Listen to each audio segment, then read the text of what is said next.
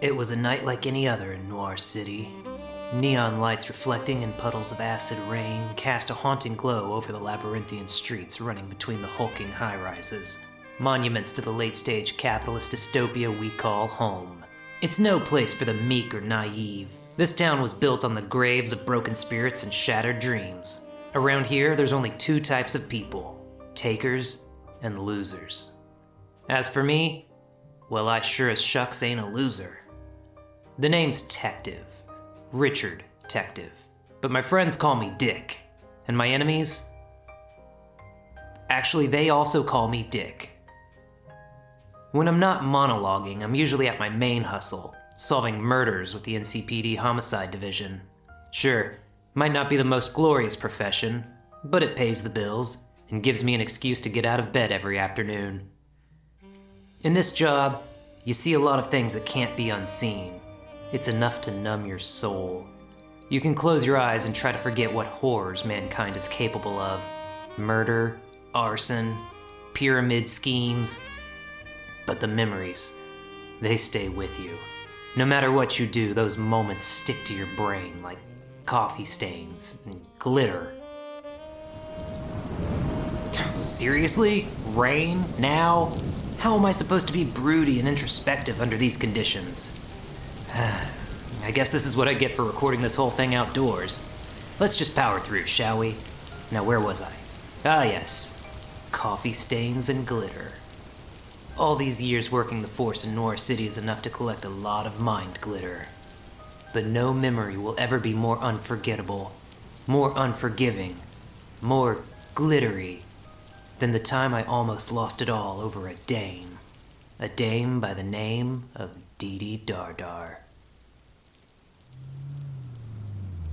I was just coming off another 30-hour shift with Noir City's finest when I heard the call for all available units to report to the address on Rich Street. But somehow, the news crews had me beat. The paparazzi were like cats in heat. I knew I'd need to be discreet with the deets. Excuse me, detective. Can I have a word? Sure, how's this? Heliacal, relating to or near the sun. Oh, that's a good one. Thank you. Detective, Gabby Barker of Exposition News. Isn't it true that this is the apartment complex of young socialite and movie star Barbara Stair, who recently moved here from Bel Air after her father, airline mogul Larry Stair, passed away, leaving all his shares in Sinclair Air to Miss Stair, his only heir? Is Miss Stair still up there? Anything you care to share? Hey, leave the gratuitous details to my internal monologue, would ya? I have no further comment. Officer, get these people behind the barricade. If anyone tries to cross it, give them a ticket. To the upcoming police karaoke fundraiser. That ought to teach them to stop being curious. Detective, NCPD, what have we got here?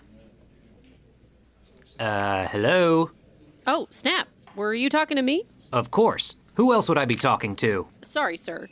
As you can clearly see from looking around our well-furnished surroundings, we are not alone here. There are several other people currently searching for clues in this luxury uptown apartment. 4 crime scene techs, including myself, taking pictures and collecting samples. 3 uniformed officers, a tabby cat on the piano near the bookshelf full of literary classics, first editions mostly, all hardcovers. An empty space on the wall in the den indicating a painting has been recently moved. And, at the base of the stairs, the body of the young victim, Miss Barbara Stair. Cut the narrative flourishes and shoot straight with me. What happened here? Well, heck, I think figuring that out is supposed to be your job, Detective. Tective. Richard Tective. Homicide. Your name is Richard Tective? Call me Dick. Well, Dick, let me be frank. We have no idea who's responsible. No signs of forced entry. Insurance logs report the missing painting as an original Tito MacGuffin. Find that, and you'll find the perpetrator. Anything else? 2 glasses of wine on the coffee table. I think Miss Stair knew her killer. Great work, kid. Bag it and tag it. The coffee table? You never know what clue might break the camel's back. Take it from me, a hard-boiled detective with more street time than the entire Fast and Furious saga.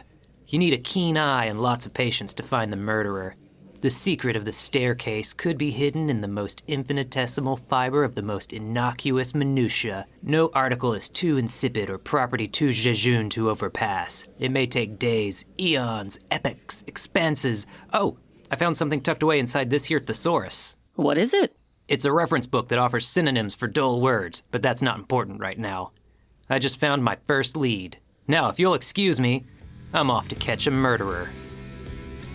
I drove as fast as the V8 engine under the hood of my 1969 Dodge Prius could take me, speeding through red lights and crosswalks. I was a man on a mission. I'd found the calling card of a local dirtbag in Stairs' home. Looked like she'd been using it as a bookmark while reading her thesaurus. The number on the back was written in pen with a personal note saying, "Call me." The name printed on the front said, Solomon Sockeye. Everyone in the criminal underworld knew that Sockeye was a fencer. We had him tagged as a person of interest in countless robberies, forgeries, and illegal loitering all over Noir City, but we could never get anything to stick. The guy was slippery as a clam, but every criminal genius has a weakness, and Sockeye's weakness was me. I went to see him at his local haunt, the Gentleman's Jousting Club, where the nights are long, the dancers' skirts are short, and the repartee is as sharp as the blades, which is to say, it's dull. Very dull. I'm looking for Sockeye. Excusez-moi, monsieur. This establishment is for members only, and you do not look like a fencer to me. And you don't look like a guy who wants to get punched in the face. So tell me, which one of us is wrong? It's okay, Jenkins. He's with me. Very good, sir. Sockeye, my old nemesis. Dick, what's this about this time? Barbara Stair. You mean Babs? What happened? She in trouble? You could say that. She's dead. Now, what can you tell me about her? I've never heard of her before in my life. Can I get you a drink? I think you're lying. And no, I'm trying to cut back on how much alcohol I consume on the job. Well, this is an establishment with rules. If you're not drinking, then you're fencing. So what'll it be? Whiskey? Epee? Bourbon? Saber? Fine. I'll take the foil. An excellent choice, sir. A fan of the classics. You always were the old-fashioned type. On guard. Barbara Stair, by all accounts, didn't have a care in the world, and now she's dead. Evidence points to foul play. Also, there was a painting missing from the wall in her den. Ah, yes, the MacGuffin. Nice form, detective. Thanks. I was top of my fencing class at the police academy. How'd you know about the MacGuffin? She brought it to me last week, wanting to offload it for some quick cash. She may have been wealthy, but all of her assets were tied up in stocks and savings. She needed liquid finance in a hurry. Excellent parry. And a fine riposte. I thought you said you didn't know the victim. I don't. Or at least, I never did. She was the kind of girl who kept her cards close and her enemies closer, if you know what I mean. I don't, but I'd be happy to bring you down to the station so you can explain it to me. Sorry, Dick. This feels a lot like harassment. Then file a complaint. But know this, my boss has my back. Sorry, let me take this. Oh, speak of the devil. Hello, Chief. Oh, you say you've just received a complaint from Solomon Sockeye? Dang, that was fast. How did he even... No, sir, I wasn't harassing him. I was simply questioning... No, I didn't have a warrant, but... No, all you need in Noir City is your gut and your grit. Oh, okay, you're saying I need an actual warrant. Chain of evidence? Yeah, okay, well, yeah, sir. Lawsuit? But civil liberties? Oh, come on. How am I supposed to... Okay, fine. I'll leave and come back to the station. Who was it? Wrong number. Listen, I'm going to let you off with a warning this time. But if I find out you had anything to do with Barbara Stair's murder, I'm gonna be real mad at you. You're unhinged, detective. We're on the same side this time around. Babs is a friend of mine, and I want to see her killer brought to justice. So let me point your investigation in the right direction. You know Dr. Dardar from Our Lady of Perpetual Motion Hospital and Car Wash? Dr. Duncan Dardar? The very same. As far as remedies go, a visit to Dardar was a lot more effective than my usual. 2 shots of whiskey chased with a raspberry White Claw. Dardar had patched me up after more than one scrap at the bar. He was the one who dug the slug out of my chest when I got plugged by a street thug slinging drugs. That banger got the jump on me, but I was a lot younger back then. Slower. Trusting-ger. Nowadays, I kept my eyes open and my trigger finger itchy. Yeah, I know Darr. What about him? I caught a peek at Bab's schedule book while I was over. She had a girls' night planned with Duncan Dardar's kid for earlier tonight. You two should have a chat. Dr. Darr had a daughter? Indeed. Dee Dardar. You'll probably find her at the Caviar Bar. Thanks for the tip. Now here's one for you. Excellently done. Perhaps we should do this again sometime with something a little bit sharper. Don't let me catch you bringing a sword to a gunfight. My next stop was back at the station to see the boss, Chief Jameson Justice. He was the real deal, as real as they come. He lost his eyesight in the Build-A-Bear explosion taking down the Biscotti crime family, way back when all the new recruits were still in diapers. That was a weird time for the station's dress code, but I digress. Justice made a lot of enemies that day, and all he got for his troubles was desk duty. But he never looked back. He wouldn't, even if he could. You wanted to see me, sir? Since the moment I met you. But I'll settle for hearing right now. Close the door. Have a seat. What's on your mind, Chief? I expect this to be a brief case. You mean that wrapped present over there on your desk? Yeah, my wife told me not to open it before my birthday, but she knows I need something to carry around all of my important documents in. Anyway, let's talk about the Stair woman's death. I expect this to be a brief case. What makes you say that? I know the media wants to make a big deal out of it. As they say, sensationalism sells. Sure, but this is as open and shut a case as it gets. Coroner's already made a ruling. The death was an accident. What? An accident! Barbara Stair fell down her stairs. I think it's fair to say this kind of affair is rare, but there's no reason to throw scares everywhere, giving good folks nightmares. Stair will be in our thoughts and prayers. I wanted to share the news with you before we released a statement. Chief, look. If only. There's something more to this case. I can feel it. Sorry, Dick. I got Mayor O'Hare breathing down my neck telling me to wrap things up, and I can't have my best detective investigating any leads he may have found while on official duty. The mayor? Why does Mayor O'Hare care about Barbara Stair? I couldn't tell you. All I know is that he's been acting strangely ever since Exposition News started looking into his laundromat empire. Now why don't you take the rest of the night off? You got it, boss. Justice may be blind, but he ain't deaf. He knew something didn't smell right. He could feel it in his bones, just like I could. The truth was so close I could almost taste it. But first, there was someone I needed to see. Dee Darr. The Caviar Bar was by far the fanciest place in all of Noir. Local hotspot for everyone from film stars to oil czars, where the cocktails come in mason jars and the cigars are always on par. I flashed a badge to get past the bouncer. I flashed a 20 to the bartender to find out what I needed to know.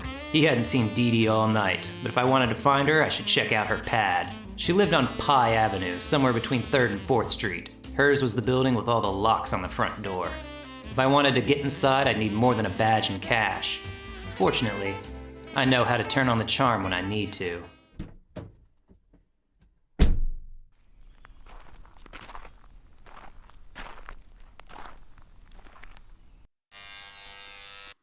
I wasn't expecting any company this late at night. Are you lost? Dee Darr? Who's asking? The name's Dick. Dick-tective. Detective Dick-tective. I wanted to ask you a few questions about your friend Barbara Stair. Come right up. Walk slowly, though. I need to put on some clothes. That was easy. Hello, Detective. This sure is a nice place. Do you live here all by yourself? It's nothing special. The bottom floor here is my art studio, but my living quarters are the top 17 floors. Sounds like business is good. What kind of art are you into, Mrs. Darr? It's Ms. I create luxury NFTs, and please call me Dee. Would you care for some wine? Dee, thank you, no thanks. I'm trying to cut down on my on-the-job drinking. Oh, I didn't realize you were on the job right now. Actually, now that you mention it, I'm not. 2 glasses of wine, then. It's a 1969 bottle of Sauvignon Merde from the Capri-Sun region of France. My favorite. So, Barbara Stair, millionaire actress extraordinaire, what can I tell you? You can start with why you went to see her today. Babs and I were friends. She wanted my artistic opinion on some art she inherited from her father's estate. Art like the MacGuffin? Nothing seduces me quite like a gritty, hard-boiled man who knows his artist. Color me impressed. Say, I know this is gonna sound like a line, but do we know each other? I could swear I've seen you somewhere before. Did you ever hang out at your father's hospital by any chance? I'm in there often enough to fill out a punch card every month. As a matter of fact, I do visit Daddy Dardar whenever I can. The entire staff of Our Lady of Perpetual Motion and Car Wash know me by name. We're a family who will do anything for each other. Do you have a family, Detective? I'm married to the job. No one, Detective? Nobody to kiss you after a long day on the job? Nobody to miss you if you were to die tonight? That is such an awful, tragic turn-on. Forgive me, I should take this. Hello? Detective, it's Frank. Who? Frank Quitely, the crime scene tech from the first act. Oh, right. You didn't remember my name. No, I totally... What's up, Frank? You're right. What you said about the details? Coroner Crowley at OLOPMNCW said the death was an accident, but I kept investigating anyway. It turns out Barbara Stair didn't just fall down the stairs. You're saying you have proof she was pushed? No, Detective. The blood screen came back. Miss Stair fell because she had been poisoned. So Stair's killer's still out there somewhere. Quite frankly, that's some of the best detectiving I've ever seen, Frank Quitely. Keep this on the DL for now, though. We have no idea who we can trust. Will do. Goodbye, Dad.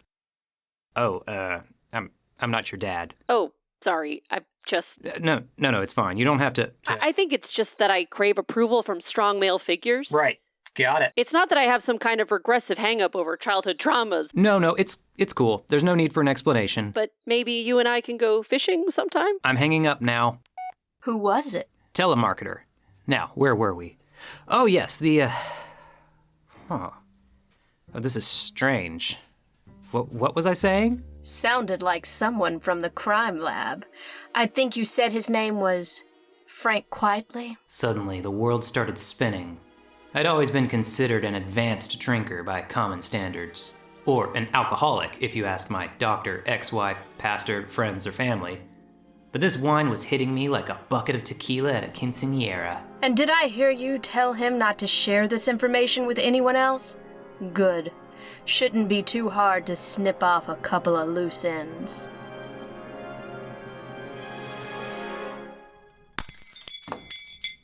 That's the moment when it all came together. Oh, Babs and I were friends. She was the kind of girl who kept her cards close and her enemies closer. We have no idea who we can trust. Nobody to miss you if you were to die tonight. Coroner Crowley of the OLOPMNCW.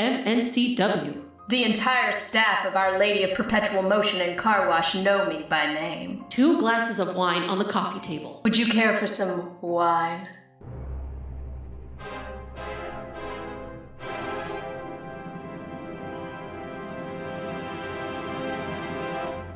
Crap. Wake up, Detective. Where am I? You're in my art studio. No, don't struggle.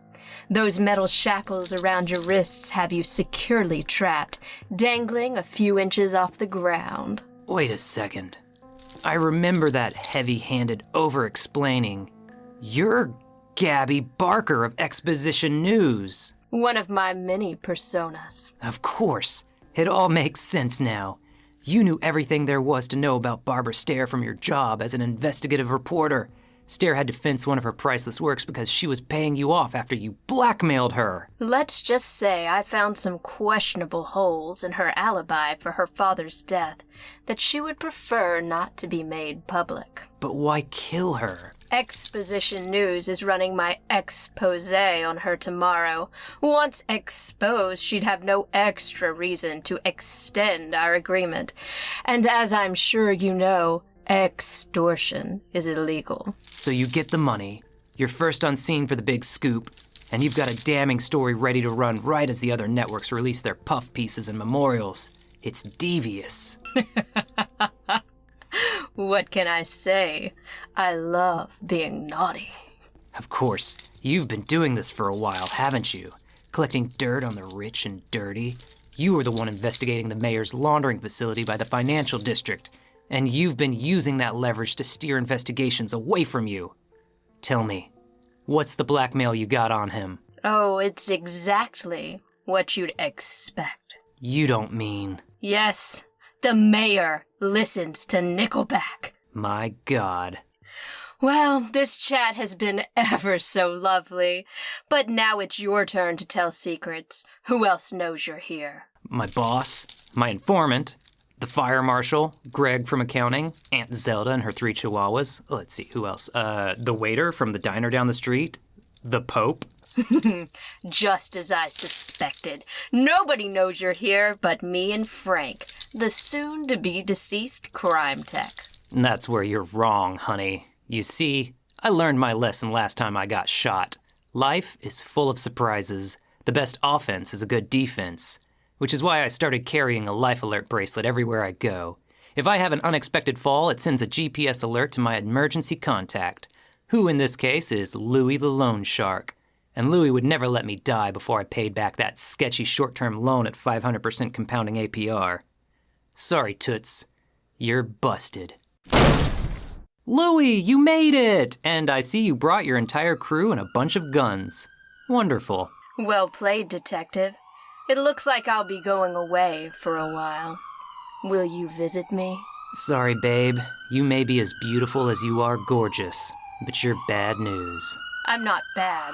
I'm just written this way. Well, Dick, it looks like you did it again. Another bad guy behind bars. The corrupt coroner has been picked up by the boys in blue, and I saved a lot of money on my car insurance by switching to Geico. Today's a good day for the good guys. Yeah, you're right. But something about this case was different. Something's gonna stick in my soul for a long time. I just don't understand what can bring a human being to do something like this, to live this secret double life, like it's no big deal. You mean... Yeah. How could we have never realized that the mayor of Noir City was a Nickelback fan? Richard, get out of my office.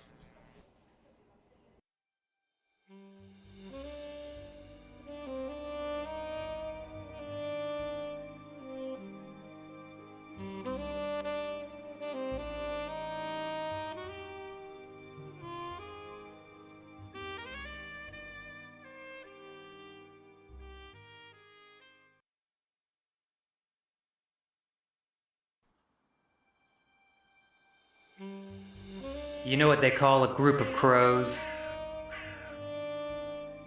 In Noir City, we call it pretty freaking ominous. Get out of here, you dang birds! I'd been working the long hours ever since my now infamous investigation into the untimely death of Barbara Stair. I had no idea at the time where that staircase would lead, but I pulled the string until the whole house of cards came unglued. The mayor of Noir City was forced to resign after I uncovered his dirty little secret, and his deputy mayor, a man named Matt Maynard, took over. I knew Mayor Maynard may or may not care that I was indirectly responsible for his predecessor's PR problems and premature departure from politics. But just to be safe, I decided to keep a low profile. I'd been walking on tiptoes, on eggshells, on pins and needles, on thin ice, trying not to rock the boat. But trouble was like a clingy ex with too much time on their hands. No matter where I go, it always seems to follow me. It was a night just like any other when I caught the call to Central Park. Time ticked forward. People went about their daily lives, oblivious to the horrors lurking beneath the quilted duvet covers of society. The sun hung ever-present in the sky, baking us all like human Pop-Tarts. Oh, wait. It wasn't night at all. It was day. And it wasn't a day just like any other, because this day was full of murder. Bird murder. Birder. Detective Richard Detective, NCPD, what do we have here? Good morning, Detective. I thought you were working the night shift. I'm pulling overtime. I was about to clock out when I heard about a body in the park. How am I supposed to get any sleep when there might be a killer in my city? Well, it's good to see you again. Sorry, it's been a long night. Do I know you? I'm Frank. He sure was. The guy wouldn't even tell me his name. No matter. We had more pressing issues, like the body of the murder victim on the ground in front of us, or at least what was left of it. Looked like someone, or something, had picked the bones clean. What happened here? We're still trying to piece it together, it being the skeletal remains. As I'm sure you know, there are 206 bones in the human body, not counting teeth. Of course, I'm a detective. It's my job to know these things. So far, we're up to 114. What could have scattered all the bits like this? Explosion? Lawnmower accident? Please tell me this isn't another outbreak of dance fever. Dance fever antigen tests came back negative. Judging from the beak marks on these bones, I'd say the body was torn to pieces by some sort of avian creature, likely corvid. Either one bird bit the victim a few thousand times, or thousands of birds bit the victim a few times each, or somewhere in between, but birds don't bite people. They don't murder either, and they certainly don't peck a random person to death. This was a crime of passion, and mark my words, I will find the pecker responsible. I'll bet crime-solving works up quite a bit of appetite, huh? Here, have some buffalo wings. Excuse me? Who are you? The name's Saul Slaughter, owner and sole employee of Slaughter's Butcher Shop. If you got a hankering for meat, Slaughter's can't be beat. How did you get past the police tape? It wasn't hard. I just ducked right under it. You look famished. Here, take this turkey leg. The only thing I'm hungry for is justice. Now explain what you're doing at my crime scene, Saul. Oh, that's our fault. We hired Saul to cater the investigation. The CSI saw all these bones, and we started craving barbecue. Say, Frank, would you care for one of my signature Slaughter sloppy sandwiches? Do we really need to be taking a working lunch? Hey, killers don't take a lunch break. We can't afford to either. Oh, this sloppy sandwich is amazing. You didn't even wash your hands. Oh, I almost forgot. We found the victim's cell phone. It's locked with a 6-digit alphanumeric PIN code. We'll send it to the lab, but it might take some time to crack it. Here, let me see. 6 digits, letters, and numbers. That's 36 to the 6th power. 2,176,782,336 valid combinations. All right, let's get started. Why don't we try 000,000. Okay, invalid PIN. 000,001. Invalid PIN. That's what I was afraid of. How about 000,002? Oh, that was it. Ha, talk about luck. Okay, so according to the call history, the last number our victim contacted belongs to the local office of morphometric ornithology. The last number belongs to what? I just said that part. The office of morphometric ornithology. Are your ears okay? Do I need to call an audiologist? According to his Tinder profile, our victim is one Daryl Deadman. Dr. Daryl Deadman. 6 foot 1 inch, professional bird scientist. Pisces. No hookups, please. Open to the idea of a long-term relationship if he finds the right one. Well, that's not gonna happen, Daryl, with 3 pics in your profile of you posing with the fish you caught. Also, he's dead. You really are frank, aren't you? Listen, I'm gonna head over to the Office of Ornithological Research and see if I can find any information on Dr. Deadman. You contact his next of kin. I'd do it myself, but it's really sad and I don't wanna. Oh, and remember, Ixnay on the Erder Bay. The last thing we need is a public freakout or some kind of corvid Cold War. I understand. Historically, humans have lost every single war they've waged against birdkind. What should I tell his family? Tell them he died doing what he loved. Bird stuff. I could feel a surge of adrenaline in my bloodstream. I was on the hunt once again, but the hours were catching up with me and I needed some go juice. The swill they called coffee down at the station wasn't gonna cut it, so I stopped by my usual all-service recaffeination joint, the Chop and Grind, the best cafe/barbershop in all of Noir City. I dropped in for the Detective Special, a hot coffee and a close shave. Lucky for me, it was a quiet morning. I was the only customer there, and my favorite barberista, Teresa, looked happy to see me. I had a blade against my neck when Big Trouble walked in. Big guys with big muscles. I'd seen their type plenty of times before. I call them pandas. They look scary, but wouldn't be too hard to take one out if push came to shove. Still, I couldn't help but notice that these pandas were packing heat.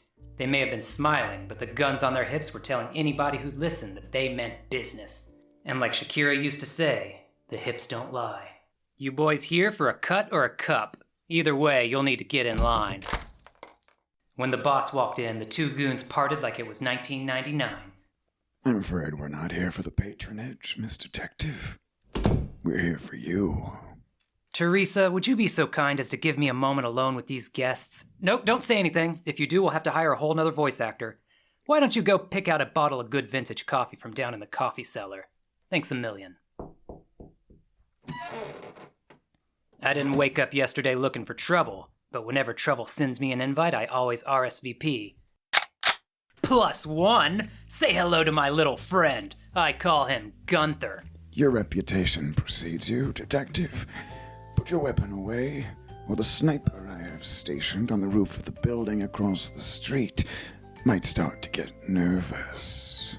Ha, I could smell your sniper coming from a mile away. That's why I hired my own sniper, who is currently on the roof of the slightly larger building behind your sniper. Very clever. Except for one thing. I don't really have a sniper. I was bluffing. How hilarious. So was I. Aha! I was only bluffing about bluffing. I really do have a sniper. Dang. Alright, you got me. I'll put Gunther away, for now. But know this, if you kill me, I'll haunt you so hard you'll wish you were dead. But then, when you do actually die, I'll be waiting for you on the other side. With Gunther. Noted. Now that we've gotten the pleasantries out of the way, let's move on to introductions. These men are my hired muscles, Goon 1 and Goon 2. The sniper across the street is Bob. And I know who you are. I read the papers. You're BT Dubs, local billionaire and captain of industry. Your businesses include casinos, coal, cryptocurrency, and soda pop. Your dirty fingers are in more dirty pies than a Fractal Jack Horner. Fractal Jack was my nickname in college. What's a tycoon like you doing in a place like this? I need your help, Dick. We tried your apartment first, but your landlord said you were evicted. My landlord's a liar. Financial trouble. Weight gain. Political pressure from a corrupt mayor. Weight gain? I think we may be able to help one another. My double-decker limo-copter is parked right outside. Come with me, and I'll explain everything on the way to my yacht mansion. And don't worry, we'll pay for your shave. Goon 1, leave some cash. A couple $1,000 ought to cover it, right?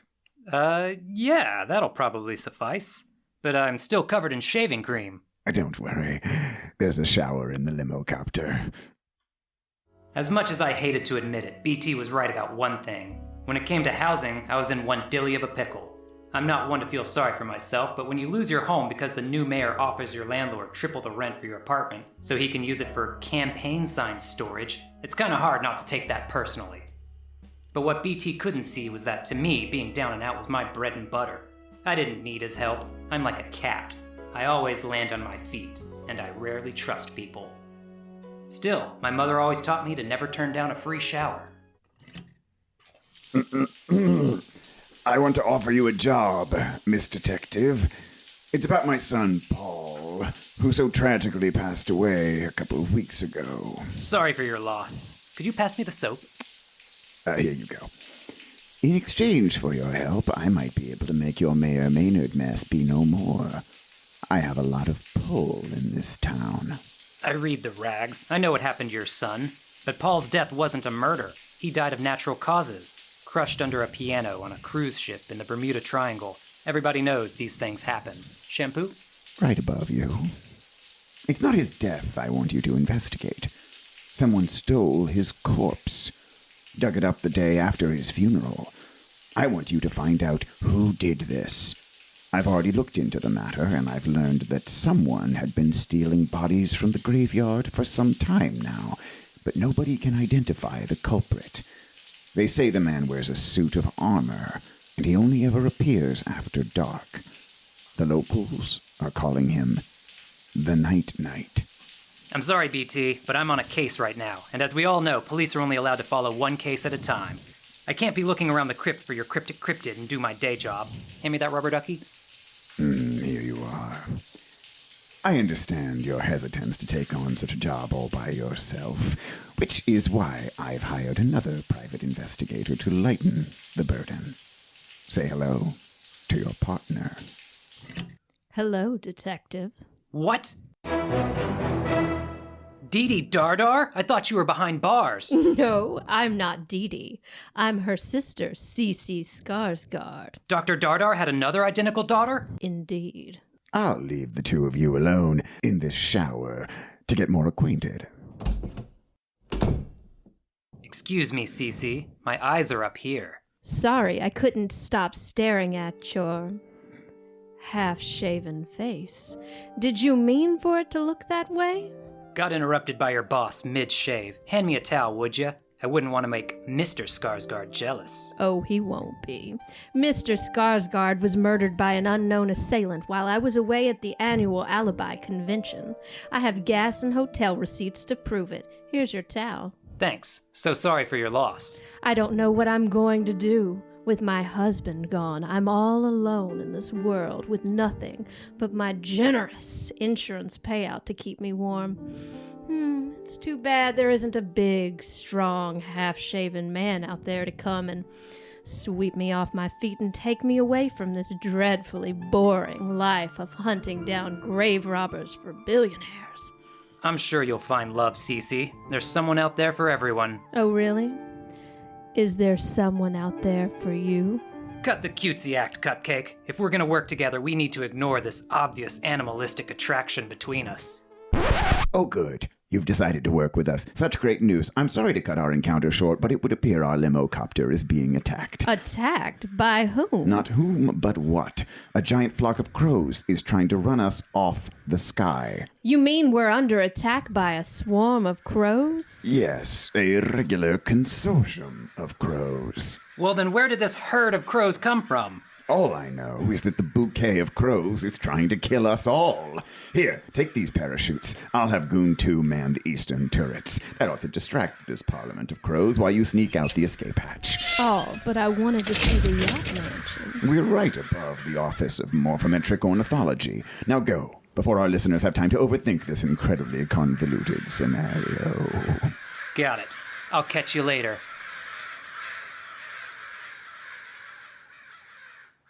As we floated to the ground, I couldn't help but wonder what kind of alliance I'd formed. Cece was every bit as beautiful as her sister. Was she just as equally devious? Only time would tell. Wow, that was a close one. Impressive parachuting, Dick. Thanks. I was top of my creative falling class at Police Academy. It's been fun getting to know you, but this is where we must part ways. I've got a grave robber to catch, and you're probably going to need to get back to your day job, considering the Office of Morphometric Ornithology is currently on fire. Oh, so it is. I was wondering where all that smoke was coming from. Be sure to call me if you find anything. Don't try to take this guy out on your own, understand? I'm a big girl. I can handle myself. I'll see you at the end of the story. Looking forward to it. Detective, hi. I thought I might find you here. Oh, hello, you? It's Frank. Frank Quietly. Yeah, I knew that. What's going on here, Frank? Somebody set fire to the building. Looks like arson. Any clues we may have gotten as to what kind of research Dr. Deadman was looking into are officially lost. Then I guess we're back at square one. Hello, Detective. Fancy a fresh link of slaughter spicy sausage? You again. Sorry, we've been pulling charred bodies out all morning and they look and smell delicious. It really put us in the mood for more barbecue. Holy cow, people died in the fire? Oh, excuse me. I realize how that sounded now. No, nobody died. The building housed the world's largest collection of taxidermied birds, and now that collection is extra crispy. Perhaps a delicious bacon-wrapped lamb kebab to whet your appetite. Dang it, Saul, I don't want any of your weird meats. Okay, I can take a hint. What about you, Frank? Oh yes, I'd love a Frank. Thank you. Any witnesses? No witnesses, unfortunately. The whole building was empty on account of National Bird Day, but as luck would have it, there was a delivery for Dr. Deadman sitting in the unburned mailbox. Great. What is it? It's a receptacle for letters, parcels, and packages, but that's not important right now. Dr. Deadman had ordered a toxicology report for a sample of local crows. He suspected they may have been poisoned due to their erratic behavior, but it turns out they were completely drug-free. Fascinating. I should get to the morgue and talk to the coroner. Good thing the morgue is right across the street. Oh, you're right. There it is. Wow, how convenient. Detective, do you mind if I ask you a question? Is this about my half-shaved beard? Oh, I hadn't even noticed. I was too distracted by the fact that you are completely naked right now. Yeah, I'd just gotten out of a helicopter shower and didn't have time to redress. Well, I have a spare set of clothes in my car if you wanted to borrow them. Oh, yeah, I might as well. Thanks. The case, much like the bird science building Inferno, was heating up. Whatever Deadman was looking into had gotten him killed, and the killer wasn't afraid to get his hands dirty. I barely had time to finish this monologue before I made it to the morgue. Dr. Morgan Jordan. Richard, it's so good to see you. What brings you into the morgue this morning? I'm working the Deadman murder. Have you found anything interesting with the bones? In addition to the beak bites all over the body, Deadman had cracked cranium, torn tarsus, scratched scapula, punctured pelvis, mangled mandible, and at least one cavity in his teeth. All the injuries are consistent with the theory of a cronado. Cut the mumbo-jumbo morgue jargon, Jordan. Shoot straight with me. Was this a murder? I'd say he died of unnatural causes, but without any meat or blood left to test, there's very little we can do. However, I did discover something interesting. If you take the arm bone here, and this leg bone here, and you tap them together against the ribs, like so. That is humorous. No, this one's actually the femur. Common mistake. As long as I have you here, do you mind if I ask some questions about another case I'm working? Do you remember Paul Dubbs? He should have come through here a couple weeks ago. Dubbs? Yeah, but that wasn't a murder. He died of a broken heart. It got squished under the piano, along with all of his other organs. I got them right here. His organs? Yeah, I collect organs, for science. I keep them all over here in the pull-out drawer. Huh, that's funny. My organ drawer is empty. Your organ drawer? It was a regular smorgasbord of organs for sure. We had big organs, short organs, organs from orphans. Now there's no more organs in the morgue. Can you pull up the security tapes for the last week? Sure. As you can see, I've got my computer right here. Dippity tap. Oh my goodness. Is that? Yes. It's exactly what I expected. What does it mean? It means we've got ourselves a case of grand theft organ. Pause the video right there. Do you see what I see? Wow. That is such a visually striking image. I know, right? Quite the tableau vivant, if I do say so myself. The way the lighting glistens off the moist organs. It almost looks like art. I wouldn't even know where to begin describing the scene. Anyway, we can both see what we're looking at, so there's no point in continuing to talk about it. I better go now. Okay, bye. Don't be a stranger. Knock, knock. Chief, what are you doing here? Some goons parachuted down to the police station to drop off your gun and cell phone. I heard from Frank that you were here at the morgue, so I thought I'd come by and deliver them to you. Gunther, there you are. Did you miss me? Chief, would you like to take a look at this incredible security tape we just uncovered? Would that I could, but alas, I am blind. Perhaps you can describe it to me? The footage shows a man donned head to toe in medieval-style body armor breaking into the morgue, stealing spare body parts and stuffing them into a satchel.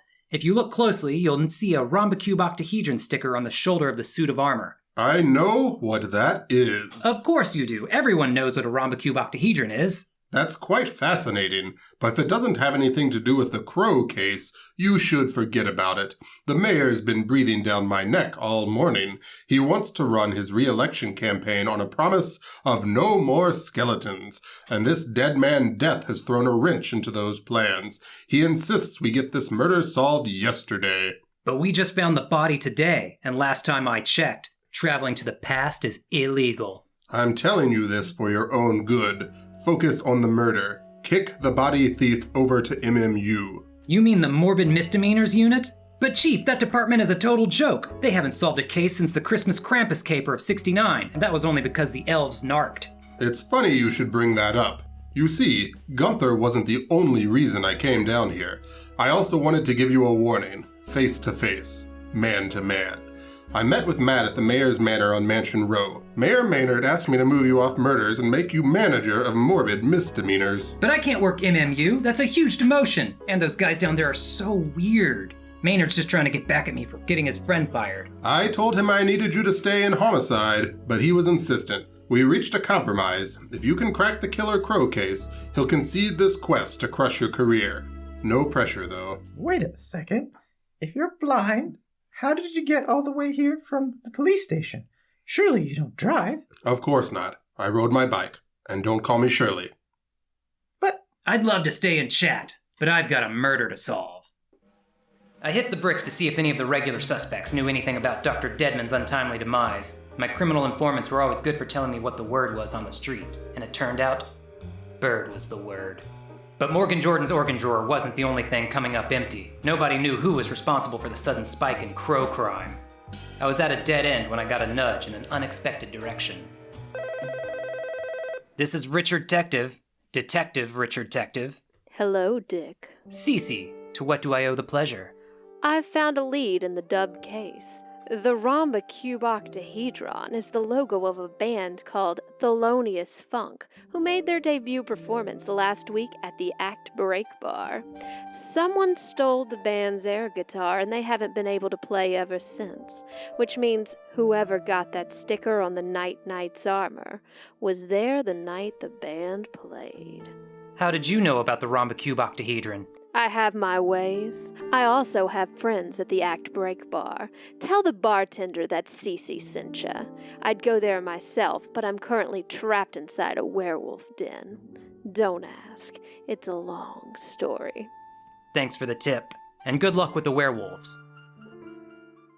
The Act Break Bar was the kind of dive where lowlifes and criminals go to blow off steam. But it had its own code of conduct. It was only a dangerous place if you were a cop. Unfortunately for me, I was a cop. Which is precisely why I knew exactly where to find the Act Break. Right after this word from our sponsors. Did you alienate your entire family? Drove all your friends away with your intolerable behavior? Find that even casual acquaintances can't stand to be around you for more than a few minutes? Well, who better to put up with you than you? With one quick call to Clone of My Own, you can relieve your solitude with a companion who will never leave you, because they are you. Your clone won't just share your DNA either. They owe their entire existence to your consumerist whims.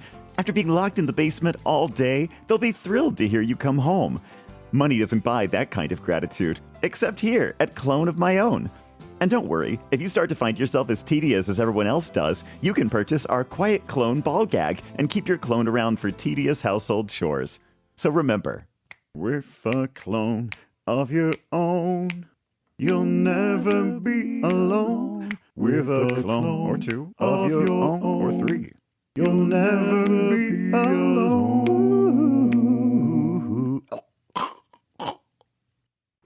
Bartender. Where? No, I was talking about you. You are the bartender here at the Act Break Bar, are you not? Oh, sorry. I misunderstood you. The name's Dick.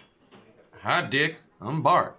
I'm looking for some information about a man who came through this-a-way not too long ago. About yay high, smelled of dead bodies, covered head to toe in a suit of armor. Sorry, bud. I can't help you. I think I'd remember something like that. That's too bad. My friend Cece Skarsgård seemed to think you'd be able to help. How do you know Cece?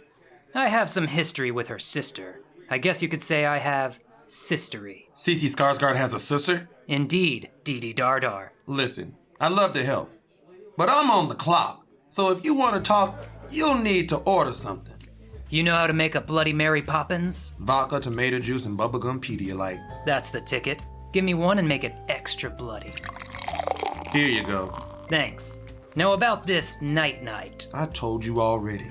I don't know anything about that. The guy was playing hardball, but I knew what he was getting at. I slapped a 20 on the table and slid it over. Maybe this might jog your memory. Oh, thanks. But that's not gonna change the fact that I literally don't know anything. This clearly wasn't his first rodeo. I slapped another 20 down. Maybe you could try and think a little harder. Whoa, that's a lot of money. But I'm telling you, I don't have any leads. This was taking too long. I needed to get to the bottom of it, fast. So I slapped a 50 on top. Dude, I'm not being coy. Keep your money. I don't know anything. It was time for the big guns. I slapped a $75 bill onto the stack. All right, that's much better. You know what? I just remembered. There was a guy came in here a few times in the last week. Wore a suit of armor just like the one you described. Only he had this sticker on his with a picture of a, what do you call one of them Archimedean solid shapes with 8 triangular, 6 square, and 12 rectangular faces? You mean a rhombocuboxdahedron? Yeah, that's it. A rhombocuboxdahedron. Any idea who he was? What was I supposed to do? Ask to see his ID? I'm just a bartender. Can you imagine? Alright, is there anything else you can tell me about him? No, not really. Not really, no. Well, except for one thing. Every time he comes in, he's always followed by a cacophony of crows. I told him he can't be bringing those birds in here. This isn't a crow bar. Wait, the bird murder and the night cases are related? Bart, you just blew my freaking mind. And would you look at that? It's your friend, Cece.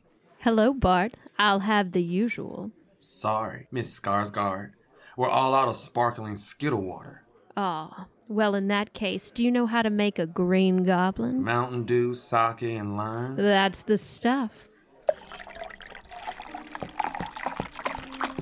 Cece, what happened with the werewolves? Do I know you? It's me, Richard. Richard Tective.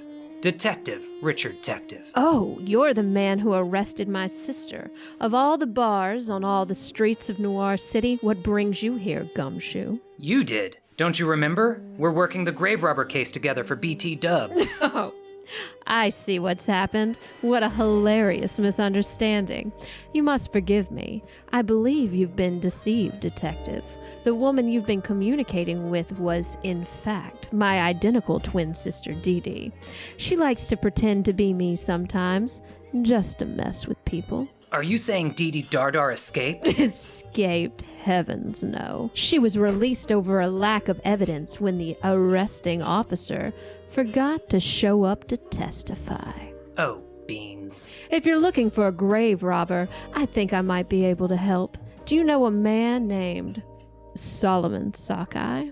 My old friend Nemesis. I should have known he had something to do with this. Solomon said he saw something at the cemetery that spooked him. He told me he was scared, and he hasn't been the same since. What did he see? Why don't you ask him yourself? I don't know where he is. I do, and I'll tell you exactly where to find him, but I'll need something from you in exchange. I want a get-out-of-jail-free card. But I only get one of those per month. I was saving this one for Mom's birthday present. Plus, I'm really not supposed to give these to criminals. I'm not a criminal. I'm CC Skarsgård. Fine. I guess Mama Detective can spend one more month in Rikers. Here you go. Please don't make me regret this.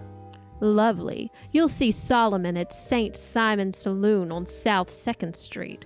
And Detective, don't be a stranger. South 2nd Street was a 20-minute drive across town. More than enough time for me to wonder how it was all connected. How was the Night controlling birds? Why did he kill the bird scientist? And how could I have fallen for the oldest trick in the book? Pretending to be your own twin sister. It was enough to make a man wonder if there really ever were any werewolves, or if that was all just another deception. I found Sockeye sitting at the bar sipping Sazerac and decided to sidle up to the stool next to him. What are you up to, Sockeye? Morning, Dick. It's not morning, it's almost 8 p.m. No, I said morning. I'm mourning, Dick. My dear godmother passed away last week, died in a freak alligator racing accident. Sorry for your loss. Excuse me, bartender. Oh my god, where? No, I meant... Wait a second. Bart? What are you doing here? Oh, hi, Dick. I work here too. Yeah, there's a shortage of good drink servers in Noir City. There's also a shortage of people named Bart, ever since the Bart Ender came to town. But you were just working at the Act Break bar. I know. In this economy, in order to afford a 2-bedroom apartment, I have to work 25 hours a day. That means occasionally working 2 jobs at the same time. But hey, it's a living. What can I get you to drink? Do you know how to make a kiss of death? Pickle juice and Jägermeister? That's the stuff. Thanks. Cheers, Solomon. Here's to... what was her name? Muriel. To Muriel. To Mama Muriel, racing gators across the river Styx. All right, let's cut to the chase, Dick. I know you're only here for my criminal expertise. A mutual friend of ours says you may have seen something strange recently at the cemetery. Perhaps something involving a body snatcher? Perhaps you'd like to talk about it. Mama Muriel's funeral was the standard drill, but her burial was a bit more surreal. How so? When it comes to cremation, you can insist on a certain sort of incineration. Some souls seek out specialized services. They may want their remains made into jewelry, or poured into an hourglass, or contained in salt shakers. Hey, I don't kink shame the dearly departed. What kind of service did Muriel insist on? She had her dust mixed with glitter and packed into a confetti cannon. At the end of the bagpipe medley, she exploded all over the mourners. It was unexpected, to be sure, but I guess that's just the kind of woman Muriel was. Anyway, I took a walk after the service to clear my head. Mostly the hair and eyes part of the head because they were coated in Muriel dust. That's when I ended up in the cemetery playground, and that's where I saw... What? What did you see? Not what. Who. I saw Saul Slaughter. What was the butcher doing at the graveyard? Was he catering a funeral? No. He was wearing a suit of armor, but I happened upon him right as he'd taken off the helmet to eat a sandwich, and Saul had a shovel. Looked like he just dug up Dubs. You're saying you saw Saul with Paul Dubs? You know Paul? I'm working a case for Paul's paw. Ah, yeah. Saul had Paul, but he also had a hacksaw. What was Saul doing with a hacksaw? He was sawing. He was sawing. Say it! He was sawing the body of Paul into pieces. He was making him into Paul slaw. So Saul's the grave robber? I see. And where exactly was Saul sawing? I told you, it was at the playground. Yes, but where at in the playground? Huh? Was it near any sort of playground fixture by chance? I don't know, like over next to the monkey bars, I guess. Dang, what a missed opportunity. Listen, I don't know what kind of weird stuff the butcher is into, but I made sure to bury a bunch of Claymore explosives all around Muriel's grave just to be safe. You're probably not allowed to do that, but who am I to say what is or isn't legal? Wait a second. If Muriel was cremated, then why did she have a grave? It was a plot hole. Listen, Sockeye, you've been a tremendous help, and I promise you, I will catch the man responsible for killing Daryl Deadman. I have absolutely no emotional connection to your case whatsoever. Your words mean nothing to me. You hang in there. You're gonna be all right. Whatever. Okay, phone. Dial Chief Jameson Justice. Hello? Chief, I need a warrant to search Saul Slaughterhouse. C.C. Skarsgård sent me to see Solomon Sockeye. Solomon says he saw Saul sawing Paul at the playground. Was it by the seesaw? No, actually. Monkey bars. Dang, missed opportunity. I know, that's what I said. Hold up. Are you telling me the town butcher is the one who's been stealing human body parts? I'm eating ribs from Slaughter's butchery right now. Excuse me for a moment while I go throw up. Give me that warrant first, and you can throw up while me and Saul throw down. Oh, sorry, I've got another call coming in from an unknown number. 1 second, I'll be right back. Hello? It seems you've been asking a lot of questions lately, poking your nose where it doesn't belong. Who is this? You don't know me, Detective, but I... Saul? No. Is this Saul Slaughter from Slaughter's Butchery? No. I know you did it, Saul.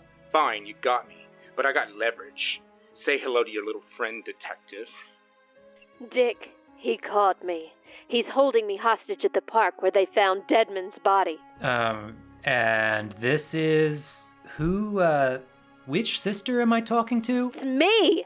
Cece! Yeah, the real Cece, or... Come along, Detective, if you ever want to see Cece again. If you're not here within an hour, I'll be forced to do something unmentionable. Like what? I can't tell you. It's unmentionable.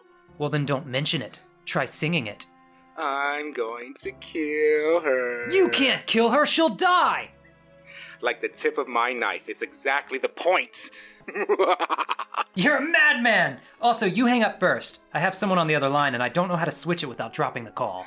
Oh, okay, sure. See you soon. Bye! Hello, Chief. I'm back. Who was it? Wrong number. Listen, Chief, forget everything I said about Saul. I was mistaken. Oh, good. I already finished my ribs and was about to move on to the meatloaf, also from Slaughter's Butchery. And for dessert, it's lady fingers from Mrs. Lovett's Pie Shop. I have to go, Chief. Wait, no, I'm so lonely. I've been watching Sweeney Todd and trying to make funny puns and just failing. Please, just help me. Please. I was in a real sticky situation. Saul had Cece, as well as an army of crows at his beck and call. If I showed up unprepared, I'd be deader than Daryl Deadman. But I had 1 hour to get ready, and that was just enough time to make 2 important stops on my way to the park. Step 1 was the police department armory. Gunther was a good gun, but to take down a gaggle of crows, I'd need an upgrade. My second stop was at the 24-hour car wash because someone had written "wash me" in the dirt on my ride's back window while I was talking to Sockeye, and that's just really embarrassing. The moonlit sky watched over the park with its ancient eyes. It was in for a real show tonight. Saul, show yourself! I came alone, just like you said. You shouldn't have come. Now he's gonna kill us both. How did you get away from the werewolves? It's a long story. What? I can't understand you with that helmet on. I said, I'm so happy you made it. And with time to spare, too. Am I early? I can go and make the block a couple of times if you're not ready. Nonsense. Let's get started. Our other guests of honor should be arriving shortly. You mean the rabble of crows? See, I've got it all figured out. You've been feeding the crows, haven't you? I imagine it started innocently enough. A few scraps from the butchery, the bits unworthy of filling sausages. The crows probably got used to it, started coming around more often and in greater numbers. Eventually it was no longer economically sustainable to feed the birds from your own supply. But you're Saul Slaughter, the kind of guy who gets called out to cater crime scenes on the reg. You saw all those dead human bodies going to waste and you concocted a plan. Hey, you're kind of stealing my villain monologue. Oh, go ahead, you can take it from here. You really took the wind out of my sails. I was really looking forward to this part. It's true. He was rehearsing before you got here. I'll pretend I don't know anything. It's just, the moment's ruined. Fine, I'll do it. Saul Slaughter began small at first, stealing the occasional arm or leg from the crime scene. Nothing anyone would notice. But the moment the crows first tasted human meat, they became ravenous. No other meat would do. And if they didn't get what they wanted, they'd try to take it from Saul, which is why he constructed a crow-proof suit of armor to protect him from the birds. Eventually, the crow hunger got to be too much. Saul needed a consistent supply of man meat. The cemetery was a solid start, but the organ drawer at the morgue was a source of even more. But you couldn't keep control of your carnivorous clouder of killer crows, could you, Saul? Your Frankenstein's monster went rogue and ate an innocent bird scientist bystander. That's where you went wrong, Dick. The crows and I have an understanding. They know that I'm their friend, nay, their god. And they attack who and when I tell them to. That lousy Dr. Deadman was onto me. Started running tests, tracking the litter of crows in an effort to discover why they were behaving so unusually. That's why I lured him here, to this place, and ordered the crows to clean his bones, which is exactly what's going to happen to you. Well, it's a good thing I came prepared. You fool. Haven't you ever heard the expression, never bring a gun to a crow fight? Oh, this old thing? It's not a gun. It's a cat launcher!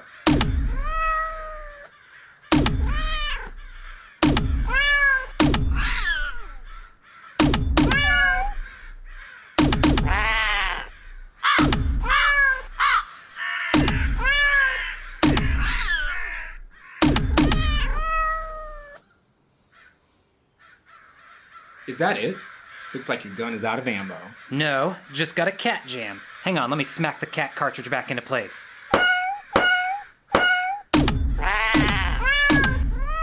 The crows, they're retreating. You did it, Dick. Thank you for saving me. You're welcome, Cece. Or should I say, Dee Dee? Dum, dum, dum. What?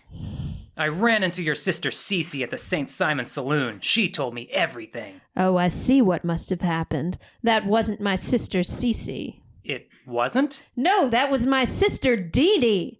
You see, Dee Dee has a bad habit of pretending to be me. Oh, I see. Enough! Have you two forgotten that I'm still here? And I have a knife. Shoot him, Dick. Your gun and cat launcher can't hurt me. I'm wearing a full-body, bulletproof suit of armor, remember? Your bullets are useless here. Oh, I was prepared for this. You see, Saul, before I came here, I washed my car. So? And I sprung for the Ultra Premium Deluxe package, thus ensuring it would rain tonight, rendering the entire car wash moot. That's just Murphy's Law. You can't argue with science. Water? No! No! I'm rusting! What a world! This is literally a fate worse than death! You saved me again. Just doing my job.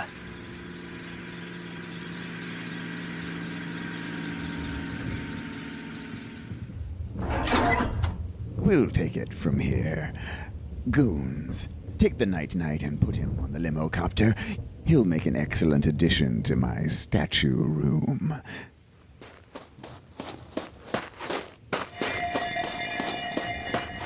Detective, I must thank you for solving this case.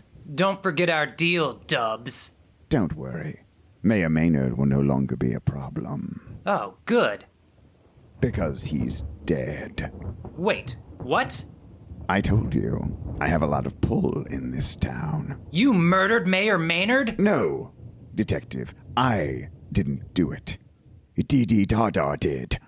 She's already confessed to the crime, but rumor has it she's got a get-out-of-jail-free card. How fortunate, don't you think? Everyone gets exactly what they wanted. Which reminds me, Cece, we saved you a seat. Surely you're not going with them. I have to. He's my father. And don't call me Shirley. Wait, that doesn't make any sense. How's that supposed to work? Well, you see, my mother was adopted. Oh, got it. I'll see you around. And hey, don't be a stranger. That's it? That's how this episode ends? No, Detective. This is how the episode ends.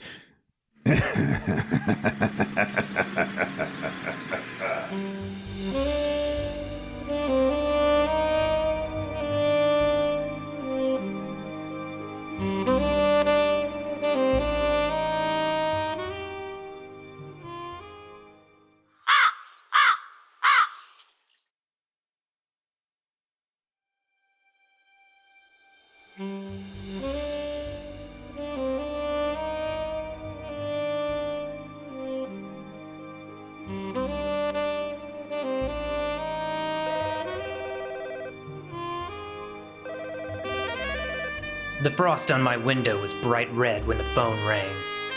It could only mean one of two things. Either there was a particularly bloody crime scene on my doorstep, or the sun was setting on Noir City. There's nothing in this town quite like a sunset. The secret ingredient is smog, makes the reds redder and forces every jaded soul in this black and white town to stop and look up. It hits you hard, remembering that there's something beautiful out there, even if it is 93 million miles away.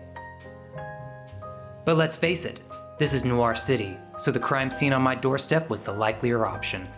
And honestly, it was the one I was hoping for, because where there's bloodshed, there's a good chance of running into Dee Dardar or Cece Skarsgård, the identical twin sisters who haunted my dreams those long winter nights, each one more martially gifted and morally ambiguous than the other. For a long time I hadn't trusted the whispers of my soul to anyone but Gunther, my strong and silent sidearm. But as stoic as Gunther was, lately I could tell he was feeling like a third wheel, maybe even a fourth.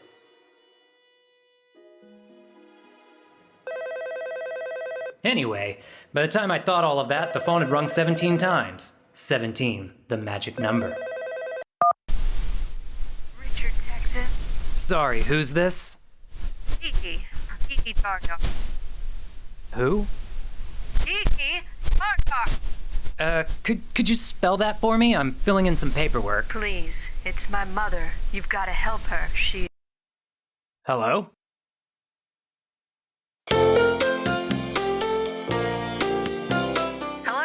Your call has been ended by a paid interruption service. To hear about how you can access our services and always be first in line, press 1. For great deals from our allies and accomplices, press 2. To hear the message that's been sent to you, press 9. A body has been murdered at the Bibulous Ballroom during the wedding of BT Dobbs. Come quickly! Thank you for listening to your message. Was there a command or a strong suggestion in your message? If so, make sure to... BT Dubs, the man who ran the businesses that ran the people who ran this town. And now he was giving me the runaround. Not only was he about as trustworthy as skates on a ski slope, he was also apparently Cece's father. A thought that still confused me since Cece was supposedly Dee Dee's identical twin sister, and I'd met Dr. Dardar, the man who was supposedly Dee Dee's father. I'm no botanical mathematician, but this family tree wasn't adding up. The woman on the line, whichever sister it was, might know the answer. I gave her a call back.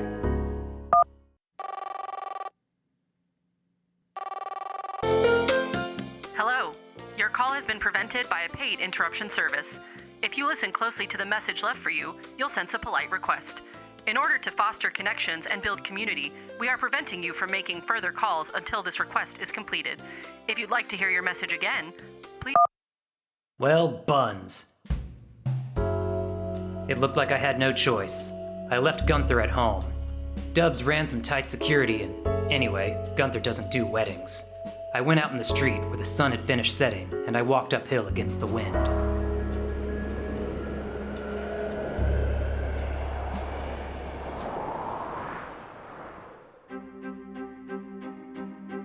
The bibulous ballroom was way uptown, the kind of place where the ceilings were high and the décolletage was low. Not the type of digs I get invited to, but the badge opens all kinds of doors. Richard, I didn't expect to see you again so soon, but murders do have a way of bringing us together. Dubs, my condolences on the terrible coincidence. First your son, and now? Who's the unlucky stiff tonight? No one spoke, but their eyes gave away the game. There she was, pretty in a bluish kind of way, all swaddled in white like she'd fallen asleep in a snowdrift. And coldest of all was the big piece of ice on her ring finger. My wife, Juliet. We had just spoken our vows when she collapsed. Gracious me, and it seems no one told the string quartet. Their contract dictates that they play, as yours will dictate that you detect, should you take the case. So it was you who called? Technically, the call was placed by an agent using a holding company through an untraceable proxy line, but I understand your quaint working-class use of verbs. Yes, it was I who placed the call. But while you were the first to arrive in my mind, you aren't the first to arrive on the scene. He was right. Someone was crouched next to the body, and while the room was full of starched, stodgy standabouts, this fellow had an evidence-gathering look about him. His face was familiar. I stole a look at his name tag. Seriously? What kind of sicko names their child FAQ? Hello, Detective. It stands for Francis Albert Quitely. My parents were jazz fans. Huh. Guess that monologue wasn't as internal as I thought. Well, whatever his name was, he was a witness, so he was about to be frequently asked questions now. That's why I'm here. I'm a crime scene tech, and we've met more times than I can count. Anyway, what did you want to know? Just a regular tech, huh? Seems like you got to the scene awfully fast. I was actually already here. Crime scene work gives you lots of practice with a camera, so I've got a side hustle doing wedding photography. Think this one might be my big break. Take a look. I'd just gotten the focus on her when she fell. I wouldn't have admitted it to him, but these were the most beautifully composed crime scene photos I'd ever seen. Thank you. Seriously, rule of thirds, depth of field, the way the red satin on the altar matched the drop of blood on the bouquet. Yes, as you can see, there is blood on the bouquet, which comes from a tiny prick on her finger, and we can see the thorn that's responsible right here. My guess is a poisonous plant. It seems like whoever arranged these flowers was also trying to arrange her death. Run those off to the department. Not often that we get wedding photos as evidence, but who knows? Maybe they'll offer you a job. Will do, Detective. And here, take my card, in case you ever decide to get married. Well, well. Nary a rose without its thorn, I suppose. Indeed. Who did the flowers for this wedding? Looks like we'll be sending them a flower arraignment. That I make a point of leaving to the bride-to-be. Women can attach a strange significance to flowers. Although, bring that bouquet closer. I've never seen that particular bloom. Well, Detective, it seems we may have two crimes.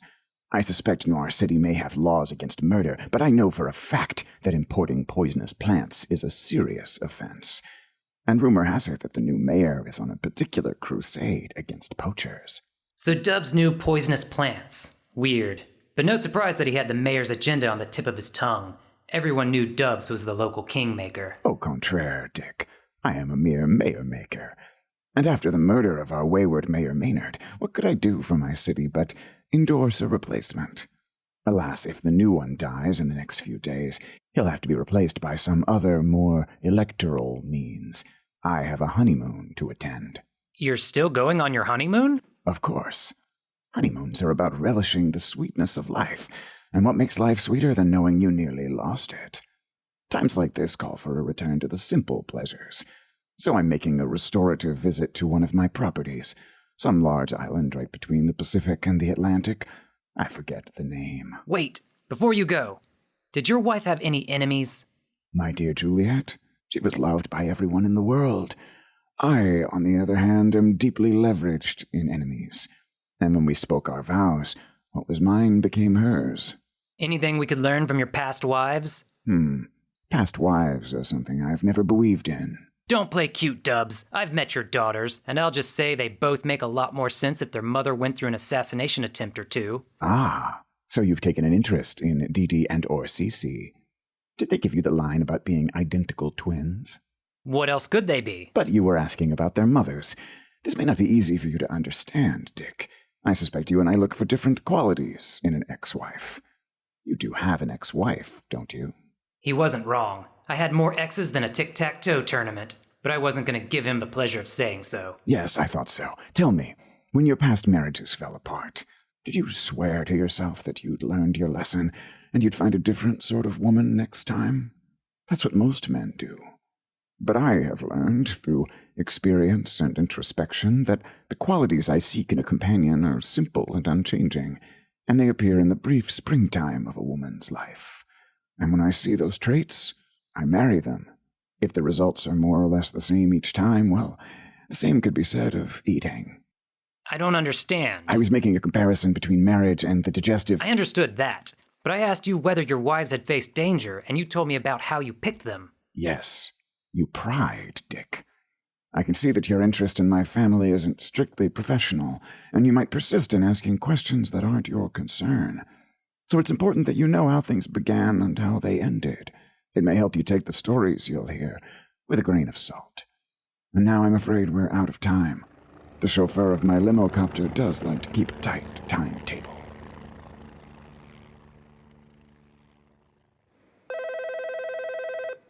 Chief. Dick, I've got a case for you. There was a murder tonight at the Bibulus Ballroom. Already on it. Weird, but all right. I need you to collect the bouquet and bring it to the coroner's office. Morgan Jordan will take some cell samples and determine what species we're dealing with. The bride wasn't human? Whoa, Dick. Take that bullet out of your chamber. You're not on the murder. You're on the plant poaching case. Special request from the mayor. Conflab it, Chief. He only said that because I ticked off Dubs by asking too many questions. Asking invasive questions is one of the department's core values. I need someone to back me up when these 10-minute tin-pot mayors get on a power trip. Dick, you and I are just pawns in this house of cards, and the dominoes are starting to fall. The feds are on this one. They take this stuff seriously. The feds. I didn't know much beyond the Noir City powers that be, but word on the street was that somewhere out there were powers that be even higher, and their will was executed by the feds. I barely believed in the things, but here was the chief telling me the boogeyman was real. All right, Chief, your hands are tied. I get it. Doesn't mean I have to like it. I hung up and headed outside. The snow had stopped. Not a footprint to be seen. For a second, it was like I had this whole godforsaken city to myself. Then I saw a glint of light and realized I wasn't alone. A figure had stepped out of the shadows without making a sound. When she saw it was me, she tucked her stiletto back into her Swiss Army ball gown and walked my way. Dick. Cece, Dee, whoever you are, how's your mother? What an unexpected and surprisingly unflirtatious question, especially when I've spent all night attending my father's wedding. Sorry, I guess I must have missed my invitation. No +1 for me. I was working. Working, eh? You bake cakes on the side? Private security. Dubs is looking for a new contractor. Decided to make tonight a trial run. I offed a few assassins, but the poison flowers got past me. So I'm back at square one, all dressed up with no one to kill. But I didn't emerge from the shadows to talk about me. I'm here to convince you to investigate the murder. No can do. Talk to the other detectives at the office. I did, and they're all double cast in other roles. Anyway, I know you saw the crime scene. I happened to be strolling through a nearby air duct and couldn't help overhearing your conversation with my father. Then you know I'm already on a case. Someone's importing poisonous plants into Noir City, and the only thing I like poached is my eggs. I would have thought you liked your eggs hard-boiled. Why? You know, detectives? Oh, maybe I was wrong. Maybe you're nothing but a customs officer. Listen, Toots, you ever hear of broken windows policing? Oh, do go on. I love it when a man explains forensic psychology. It's the idea that little crimes are a slippery slope to the nasty stuff. Folks see their neighbors breaking windows and poaching plants without consequences. They start to think they live in a lawless world. The next thing you know, you've got burglaries and premarital cohabitation and murder? And murder. And sometimes the best thing a cop can do isn't solving the last murder, it's preventing the next one. One illegally imported plant at a time. Well, since you've devoted that prodigious mind of yours to the plant poaching case, I assume you've spotted the message in the flowers? What message? Every flower has a meaning. Wedding bouquets usually have red roses for love and white lilies for purity. But what have we here? Apart from the poison flower, there's anemone for abandonment, chamomile for money, blue rose for hopelessness, poppy for death. All in all, one ugly wedding bouquet, but the message is clear. Someone is asking, no, begging for help. And mothers teach their daughters these meanings in secret. So whoever did this wanted to make sure no man understood the message. Do you think the bride knew she was in danger? It makes you wonder, doesn't it? One more thing, Dick. Be careful around my father. He's got his thumbs in more pies than you can imagine. He must have some sticky fingerprints. Oh, nothing sticks to him. Not even blood. If not for my black belt in Brazilian Jiu-Jitsu, I wouldn't trust him any further than I could throw him. Speaking of secrets, Dub said you and your sister aren't identical twins. Is it true? It's true. Dee Dee and I are the daughters of different dames. But how? If you want to understand, it's time you met my mother.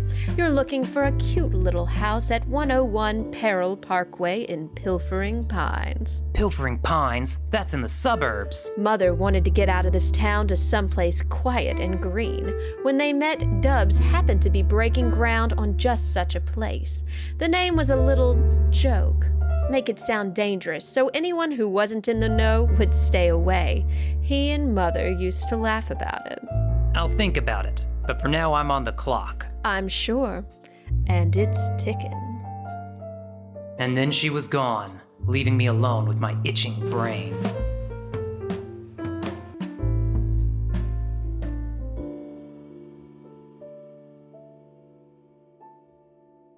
The next step was clear. It was time to call that jazz singer who gave me his business card back at Dubs' wedding. Hello? Hey, you. Listen, I need a favor. Those wedding photos you showed me earlier, can you compare them with the publicly available photos of Dubs' past wives? I can do you one better. If you check out the Instagram handle on my card, I keep my whole portfolio on there and... I'm not looking to hire anyone right now. No, what I mean is, I have photos there of all of Dubs' wives. I photographed all of his weddings. All of them? Didn't you say this one was your big break? So far, he's never actually paid me, but I bought some new lights that really make things go pop, so I think this might be the year. And hey, while you're in there, if you can hit like on the latest photos, it might really help persuade... Noir City is a rough town, but that conversation was more depressing than I could put up with. Fortunately, his Instagram seemed a lot more optimistic and successful. I scrolled through it from one wedding shoot to the next, Dubs' voice echoing in my mind. The qualities I seek in a companion are simple and unchanging, and they appear in the brief springtime of a woman's life. Dubs had identical wives? Even as things were coming together, they made less sense than ever. But for now, all roads led to the coroner's office. I hoofed it there. Morgan Jordan, the man in charge, was waiting up. Morgan Jordan, you're working late. Good evening/morning, Richard. The underworld works overtime, and so must we. Good thing minds like ours aren't dulled by sleeplessness or overwork. If anything, going without rest only makes me more alert to the city's constant dangers.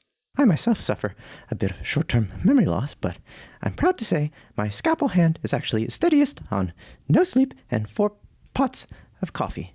Still, no matter how steady the hand, it seems rude to chop up a woman on her wedding night. Oh, the body hasn't arrived yet. Things don't move according to the convenience of the plot, you know. Except when they do. Except when they do. But there's good news. I might not be able to autopsy the victim, but I can autopsy the suspect. The suspect? Dr. Morgan Jordan approached me, slowly raising the scalpel in his hand. My defensive instincts took over. I assumed my most intimidating stance and raised the wedding bouquet. Not much of a weapon, but it already had one kill to its name. Ah, thank you, Detective. I'll take that. You make a very fetching flower girl one day. No, I wasn't. That was... Let's get down to business. Very interesting. I see damage consistent with a scalpel injury. What's this? In my hand? Where am I? Oh, I beg your pardon. On examination of the poison flower, I can only draw one conclusion. This is a completely new species. You sound awfully confident. Richard, you may know Morgan Jordan, the morgman who hoards organs in drawers, but would you be floored if I swore I'd been awarded the Order of the Orchid? I'm sorry, what? I've been a collector of rare plants for years. It's why the chief sent you my way. And it's the rarest privilege in the life of an enthusiast like myself to be able to name a new species.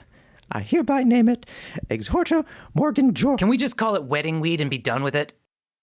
Wedding weed. So be it. It is practically a weed. Members of this family appear all over the world, but this one is the first to evolve poison thorns.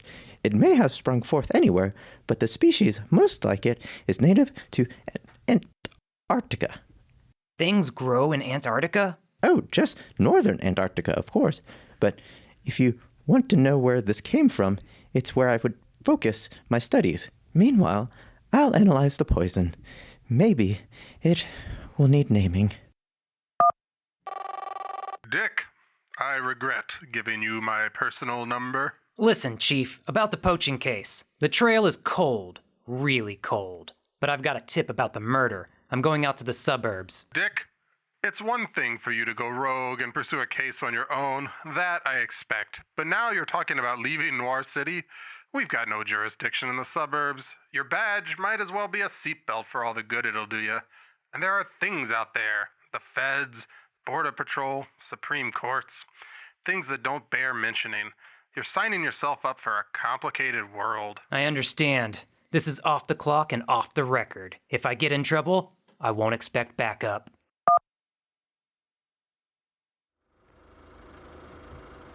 So there I was on the road to the suburbs. No badge, no gun. Just a man, his 64 Oldsmobile, and a mission on behalf of a woman he barely knew.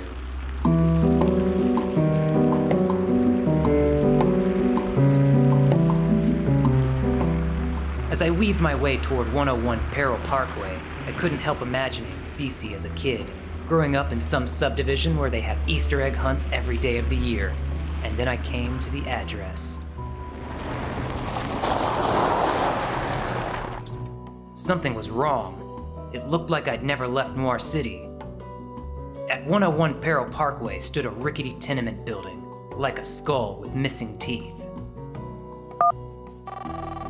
Dick, how's it going? Put any botanists behind bars? You jerked my leash, Cece. You told me there was a cute little house. I said you're looking for a cute little house. I didn't say you'd find it. Dubs offered my mother a dream, and she followed him there. They had 2 or 3 kids and a dog before the family went nuclear.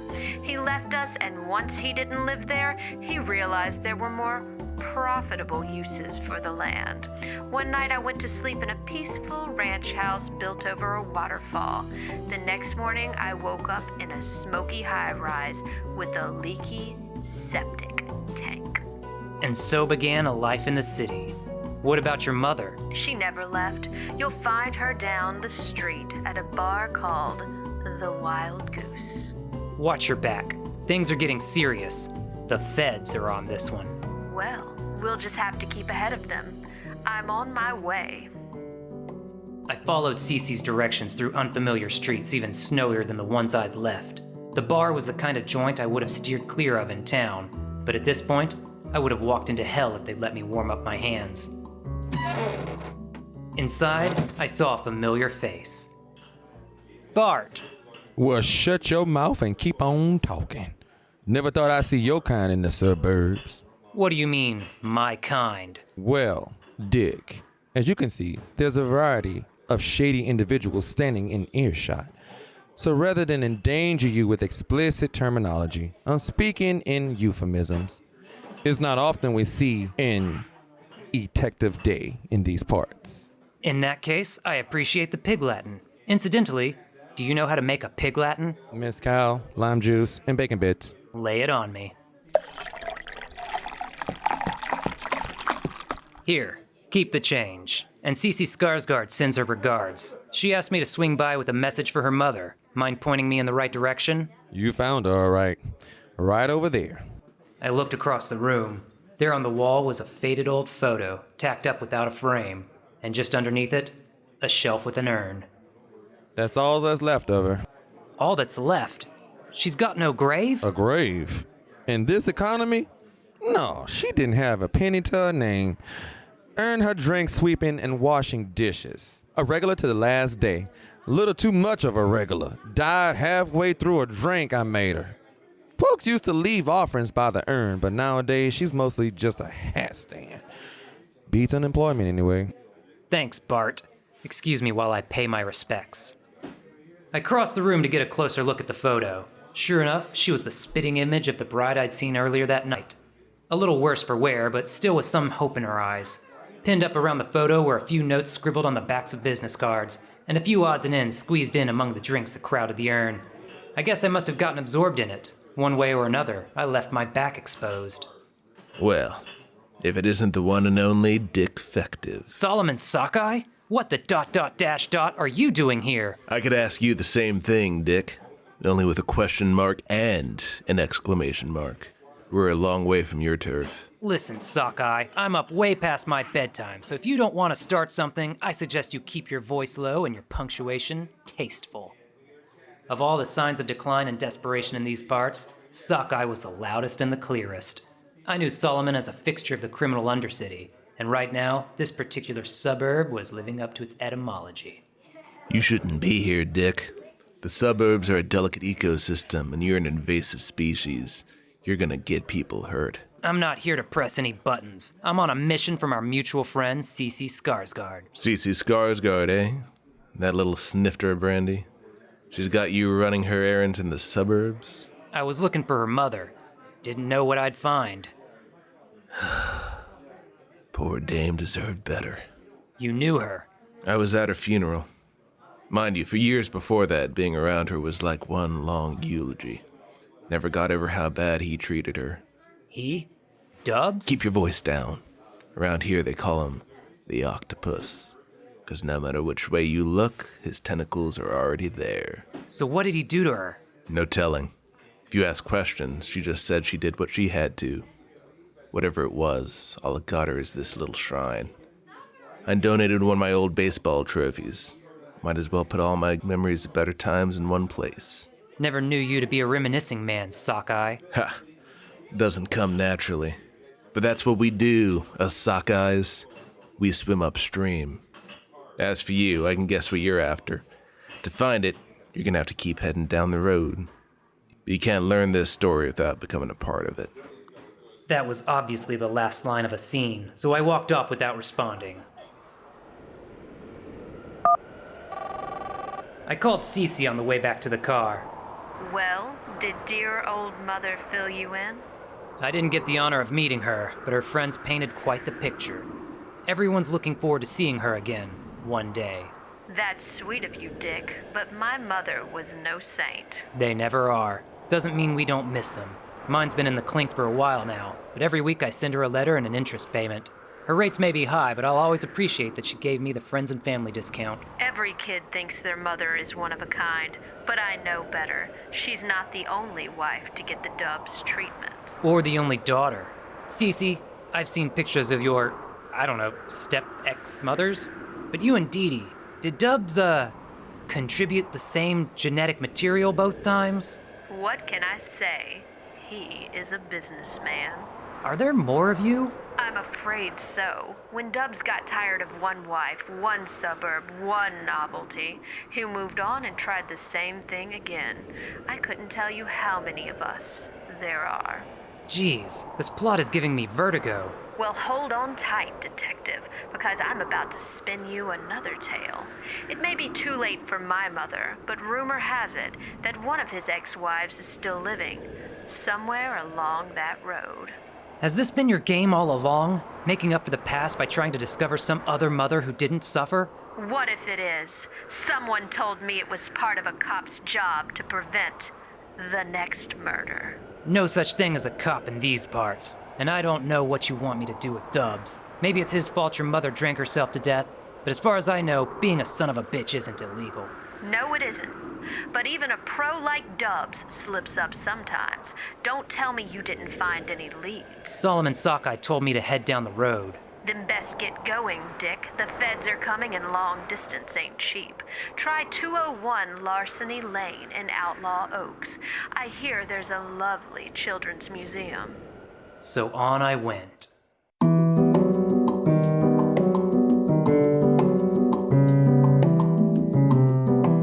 The road went on. The snow got thicker, and the sprawl never paused for a breath. As I pulled up to the address Cece gave me, I thought I glimpsed a tree, but it was just a streetlight mangled by a car, and behind it, another rundown tenement, like a headstone covered in bullet holes. No need to bother Cece this time. I scanned the block for saloon doors and made my way into a joint called the Cul-de-sac. Whoa, Bart? Am I seeing double? Hey, Dick. Yeah, I'm working a double. Well, let's make it doubles all around. Do you know how to make a death in the afternoon? Champagne, absinthe, and pretentiousness. That's the stuff. I'll cut to the chase, Bart. Cece Skarsgård sent me this way. Seems like I can learn something else about her mother here. Cece Skarsgård? We just talked about her. I talk to a lot of people, and I don't get much sleep. Gives me short-term memory loss. Who is it we talking about? Cece Skarsgård. Hitchcock blonde, sultry voice, not to be screwed with. Oh, you must have heard her name wrong. That's Dee Dar. Everyone knows her. Grew up in the neighborhood. Fell on hard times, landed on her feet. Her mother wasn't so lucky. She used to be a regular here. Any idea where I can find her? Dick, what in the wide world brings you to Outlaw Oaks? Solomon, did you follow me here? Me follow you? Don't make me laugh. Although chances are that someone did. Cut the sinister implications, Sockeye. I'm here on behalf of Dee Dar, I guess? Dee Dar, eh? That little cartridge of gunpowder. Long time since she lived in these parts. So I hear. Is her mother still around? Not for a while now. She's a hard-drinking woman, but she got her act together. Got a job managing that tenement down the street. Real bootstrap story. There's always a monkey on her back. She took a dive off the roof of that very building. Sad funeral, even as funerals go. Typical umbrellas in the rain affair, except it was just me, holding multiple umbrellas to make it look more crowded than it was. And all that happened because of how Dubs... Shh! We call him the Loctopus, because no matter which way you run, you won't find an open door. Cece. Same story in Outlaw Oaks. Dee Dee's mother slipped the noose once, but sounds like she ended up working for Dubs. Can't be helped. He's the only game in town. Let me guess. Death of despair, but coincidentally at the place where she worked? I'll be. I've heard of daughters finishing their father's sentences. Didn't know it extended to death sentences.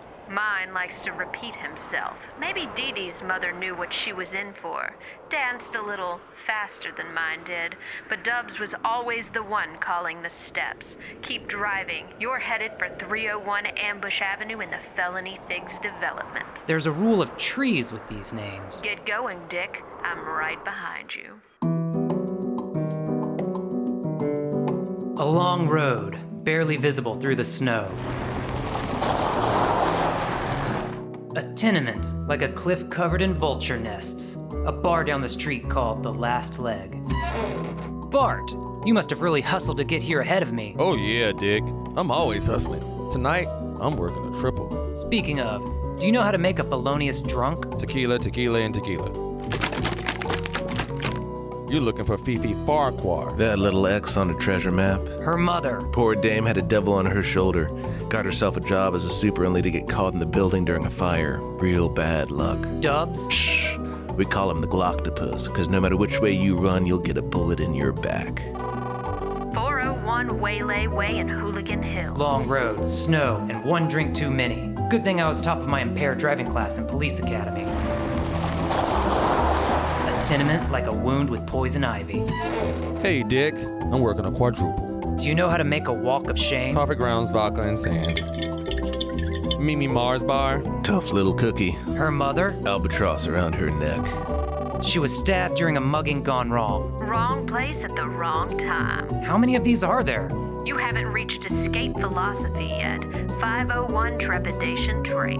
On and on. The road is winding, which is just as well because I can't drive straight. At least I'm the only cop for miles who could arrest myself. How do you make a living? Time, money, and prayer. You're looking for hee-hee-har-har? Who sent you here? You sent me to find you, who sent me to find you, who sent me to find you. Yeah, that sounds like something I'd do.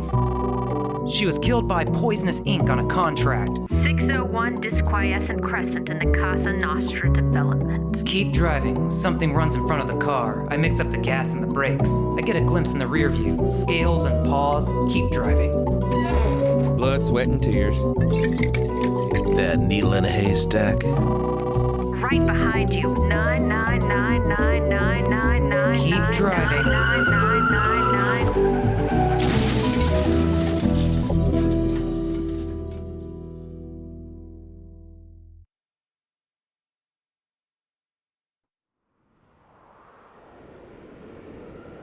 I opened my eyes and tried to figure out what had happened. Evidence suggested that my ride had fallen asleep in a snowdrift. Still nighttime, or maybe nighttime again, but bright. Curtains and waves of color lit up the sky overhead. I sat up to get the lay of the land. Not like any suburb I'd ever seen. It was snowdrifts around us as far as I could see, with one speck of darkness in the distance. I piled on a few spare trench coats and set off. The speck grew and resolved. A greenhouse. Someplace warm, anyway. Closer still, I could see steam rising from the place. All of the windows were broken. Outside the door stood a familiar figure holding a sheet of paper. Bart! Dick, you here looking for a job? I'm sorry? This place just changed hands. I brought my resume. Hopefully a few hundred different mixing noises will get my foot in the door. This is going to be a bar? Nothing stays empty long in the suburbs. A wave of heat washed out of the front door and smoke replaced the steam. I stepped inside. All over that greenhouse, orchids and bonsais were on fire. A figure with a flamethrower turned and raised its visor. Sockeye? What are you doing? Dick. I'm on the job. I was hired by the Hostage Hills Development to provide cremation services. I'm known for being first on the side and for having the clumsiest trigger finger in the industry. Innocent objects left lying around near the target inevitably get damaged beyond repair. I've got nothing but 5-star reviews. You can find me in the red pages under Blackened by Sockeye. I see.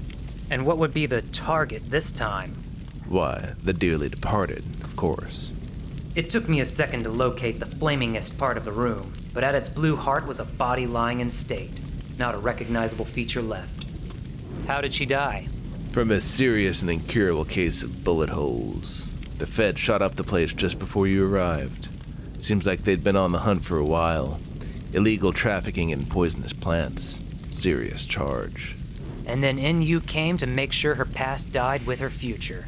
I assume you'll be waiting to shed your tears once you're off the clock. Time is money, after all. Spare me the sermon, detective. She was a good dame, but she did what she had to do to get by. And so did I. But you just led them here pro bono. Don't make me out to be some kind of double agent, Sockeye. I came here to help. Doesn't matter what you wanted, Dick. Everyone knows moles are blind. But hey, before you get into some really morally self-indulgent narration, you might be happy to know that my trigger finger wasn't in top form today.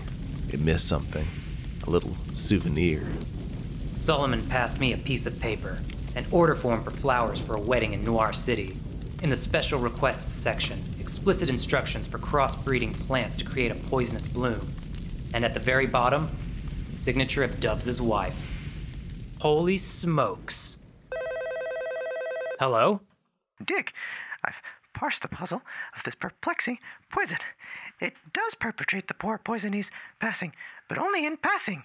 What are you talking about, Morgan Jordan? The poison causes temporary death. The victim enters a coma with all vital signs coming to a complete stop. But then, a few hours later, the effects subside, and she wakes up, feeling healthy and well-rested. So Dubs' wife is alive? Probably. What do you mean, probably? Didn't she wake up? Isn't that how you figured all this out? Oh, no. We just tried the poison out on an intern. As for Juliet, after you departed, we received a copy of her will, which stated that her body was not to be autopsied or otherwise disturbed in any way. Instead, we were to immediately place her in the family's burial catacombs. It wasn't until now that I realized we've been hoodwinked. Jordan, we've got to alert the chief. She has to be found and arrested. Why? Comas aren't against the law. Maybe not, but you know what apparently really is? Plant poaching. And I've got evidence she committed that very crime. It was another couple of hours of long-distance detective work before we had all the loose ends tied up. By that time, Solomon had made a discreet exit. Bart had shaken hands with the greenhouse's new management, and Cece had caught up with me. I found her outside in her car, asleep behind the wheel. She opened her eyes as I approached. Dick, what's going on? Were you in time to save her? No, the feds got her. They were tailing us all along. The bastards. But I think I've got it figured out. See, not only did each of the women who married Dubs die under suspicious circumstances, but they also all went to their graves with some kind of guilt hanging over them. They may call Dubs the octopus, but we know he likes to keep his tentacle prints to himself. There's always a middleman, or a middle woman. Seems to me that the cost of marrying Dubs is to personally off the last woman to do so. And he can clear your name, but he can never clear your conscience. And then one day he gets bored with you. You become the new ex-wife, and you know what's coming for you, because you did it yourself. So you prepare. The last one got as far away as she could, all the way beyond the suburbs, and she made a living here off her nursery business. But then one day the paperwork came in to do the flowers for Dubs' wedding. Paperwork that asked her to import illegal plants into Noir City. She knew she was being enticed into committing a crime that would put her life in danger, but she needed the money. So she gave him what he wanted, but she also coded a message into the arrangements, hoping one of the women in his life would understand and show her mercy. Mercy she hadn't had the strength to show back when it was her turn. And the new wife played her part by signing the paperwork. So Dubs' name is nowhere in connection with the crime. What's happened to her? She's off to her new home in Shady Shrubs Correctional Facility. And we played right into Dubs' plan. His new bride fakes her death, he calls you to the scene, and I'm at hand to hear the whole thing. He lures us both in, then has the case taken away from you, assuring that you'll be investigating without the help of the office. No records, barely any witnesses, and we lead the feds right to her. The only thing he didn't think of was you finding that piece of paper. Looks like you broke the cycle. Maybe, but they haven't been able to connect it to Dubs. She's refusing to talk. All she'll say is that she did what she had to do. And one more thing. She's pregnant. So one cycle ends and another cycle begins. A child is going to become a mother in the tender care of Shady Shrubs Correctional Facility. If it's any consolation, picture her as cellmates with Mama Tective. The two of them in there together, trading recipes for shivs. Take me home, Dick. Wherever that is.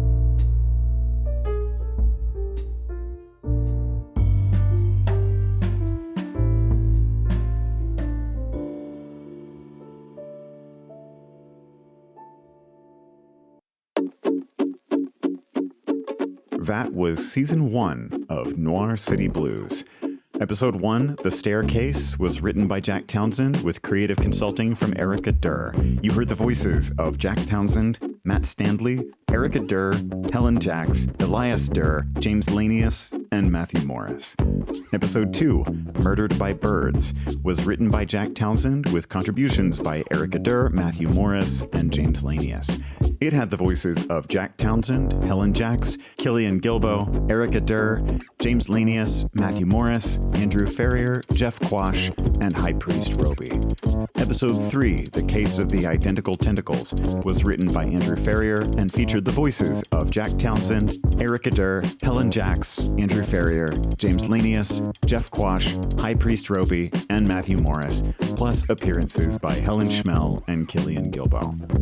As always, we are online at thesnakespaw.com, and you can find us on YouTube, Instagram, and Twitter at thesnakespaw.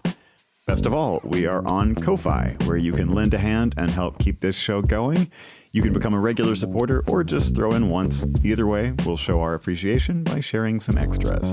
That's at ko-fi.com/thesnakespaw. Thanks for listening.